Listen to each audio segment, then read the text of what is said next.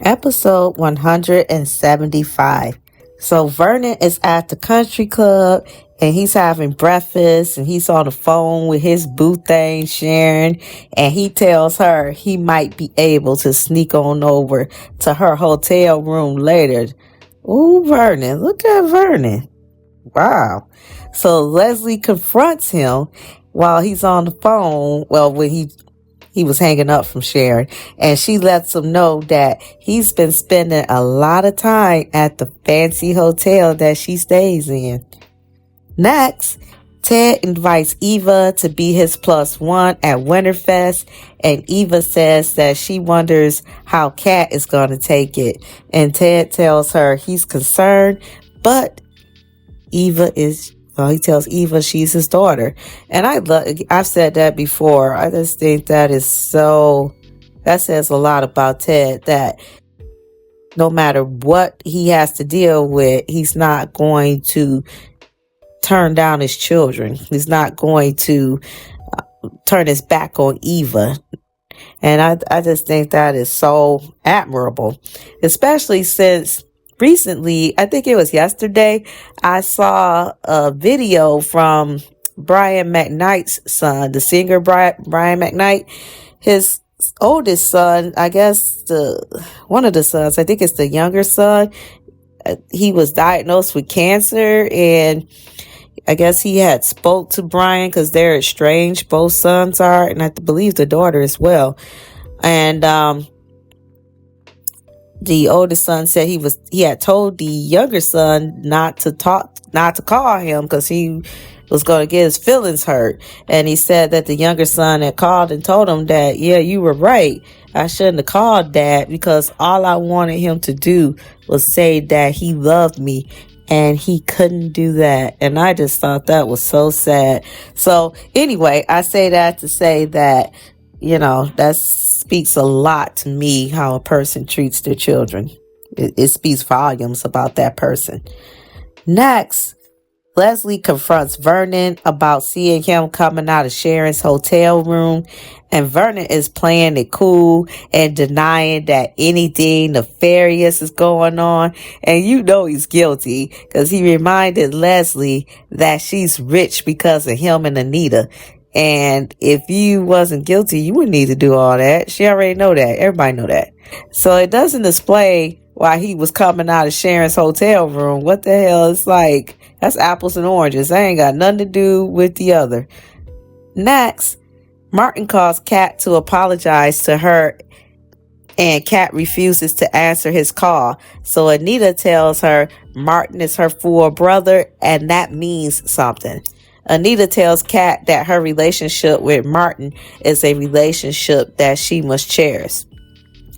Next, Ted lectures to Eva that he will not allow her to call Kat a bitch, and that's crossing the line, because she was telling Ted about what Kat's been doing. It's always something with her and Eva, and so she had called Kat a bitch. And again, like I said, Ted let her know that both of you are my daughters, and I am not gonna let one talk about the other. Next, Cray Cray is trying to blackmail Vernon into getting her a more important role at the Winterfest event, and Vernon tells her he can't be bought. So Leslie tells him he's not hearing her. He says she will keep quiet if he goes ahead and advocates for her to Anita about having a bigger role. So Anita shows up, and she wants to know what's going on.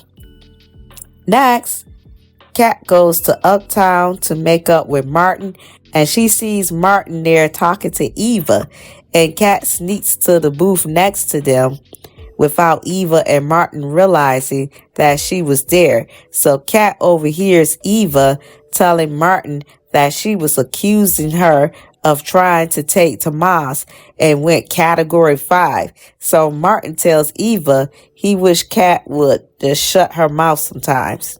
Next, Andre and Danny have wedding rings delivered to their hotel room, and they say their wedding vows to each other and put on their rings. So Andre tells Danny that he loves her. And oh, that's so sweet. I hope she doesn't let Bill mess her relationship up. Well, her marriage, I should say. Next, Anita asks as she sits down, what's the secret Leslie is talking about? Oh, Leslie plays it off and says that she doesn't want Vernon and she ain't trying to creep with him. And as she leaves, Anita asks Vernon, what was that about? Next, Kat waits till Martin leaves and confronts Eva about taking everybody away from her. Now, if that don't sound like a brat, a little 6-year-old or 7-year-old brat, I don't know what the hell does, because she's sounding real childish. So she accuses Eva of dragging her and having Martin talk about her. And Kat tells her that her man's anatomy is not her business. And Eva tells her not anymore. And I noticed that, side note, I noticed that Eva's wardrobe is so much better. She's starting to look really nice in her new wardrobe. I guess all she needed was for her mama to get a little money. But yeah, Kat needs to stop. I mean, at this point, it's getting ridiculous. You can't blame Eva for everything. You're gonna have to be a woman and just realize that things change. The world doesn't revolve around her. Next, Leslie goes to Ted's office acting distraught about Peach's condition and telling Ted she doesn't know where to turn and she's putting on these fake waterworks. And it's like, girl, stop. Before Peaches showed up, she hadn't seen Peaches in years. So, girl, I'm gonna need you to stop. Seriously. Next, Vernon tells Anita that Leslie wants him to talk to her about putting her front and center at Winterfest. And Anita says that maybe she should reconsider Leslie's position at Winterfest because Leslie is a loose cannon and they need to keep a close eye on her. Next, Ted tells Leslie that he's a plastic surgeon and she says that he has an MD behind his name, and again, he's a plastic surgeon. Doesn't matter if he has an MD behind his name. And she says that he must have connections that could get Peaches on a medical trial. And it's like, girl, stop. Because you could have asked Peaches' doctor that instead of getting all up in his face and disrespecting the dude and putting down his credentials, and you didn't even know him or know what his credentials were. That was ridiculous. So Ted tells her it doesn't work like that, and Leslie squeezes out a tear, asking Ted to please help her. And she really tried it. Next, Kat tells Eva she wishes she was never born, and damn, that was cold. And then Eva, you could just see, that hit her in the gut. That would hit anybody in the gut. Why would you say something so nasty? You can disagree with a person. You can even not like a person. But to say something like that, and then she had said too that she wished that Bill was successful in ensuring that Leslie didn't keep her. That is just downright dirty. And I think in my book, well, if it was me, those are words that you just can't come back from. You can't say no crap like that and think that we will ever have a close relationship, because it would just not happen.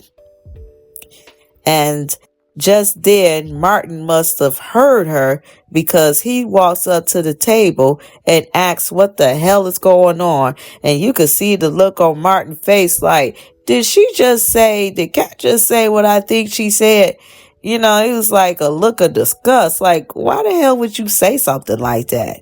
And I hope he gives it to her, because that was just outright nasty and evil and mean. And Nicole, that's one thing about Nicole. She's not going to like what she hears.